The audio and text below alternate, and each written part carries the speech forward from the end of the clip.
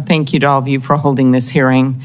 I appreciated Director Rowe when we had the classified briefing and also today, taking responsibility for the agency and your own personal emotion and reaction to your visit and what had gone wrong.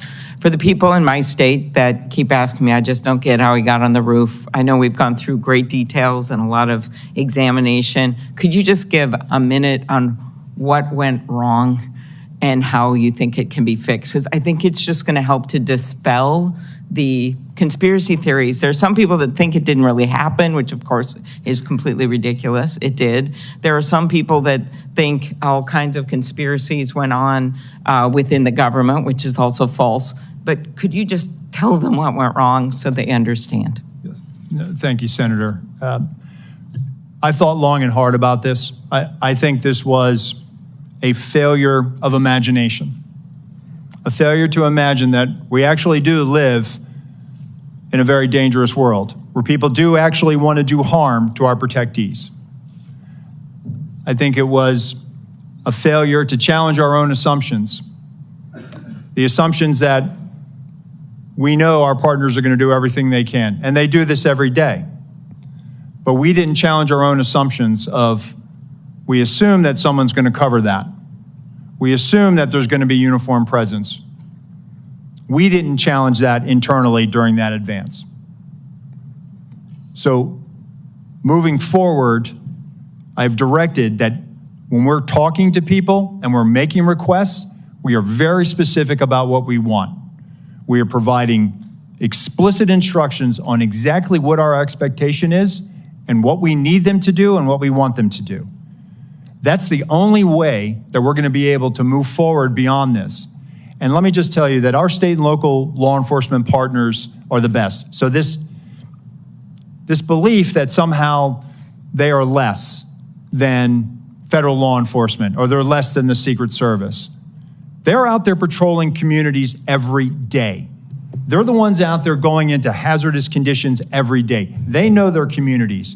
They have the ability to enforce state and local laws.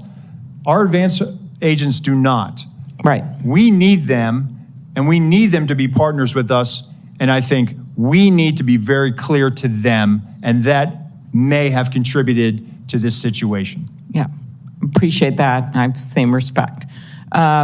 Next, one of the things you mentioned to me was, and to all of us, was in this other briefing, was just the texting protocol. And I think a lot of us think about this in non-security settings, about how people are just texting all the time instead of talking and how it takes our eyes off, in your case, the target. Could you talk about what might have gone wrong there and how you think things could change when the hope is that their eyes are constantly on the scene and on the potential targets and risks? Thank you, Senator. So, again, we need people focused on the problem or on their area of responsibility. It was great that there was a text chain, but that communication needs to go over the net. It needs to go over a radio channel so that everyone has situational awareness of it. The point I was making in the closed door briefing is that we have to get to a point now where we are using our radio systems to have that collective awareness of this. I think one of the things that I've directed is that in addition to the interoperability, we're going to roll out common operating picture, a common operating platform that we utilize for national special security events. We have the ability to roll that out to the field that has a Blue Force tracker in it that's able to, where you can put where all your state and local assets are, where our federal assets are. But in addition to that, I want people using the radio. So it's great that the tactical elements are talking to each other. It's great that the shift is talking to each other, but we have to be able to make sure that whenever we come across a situation, that everyone has situational awareness of this. And I will take this, in my time when I was operational in the President's detail,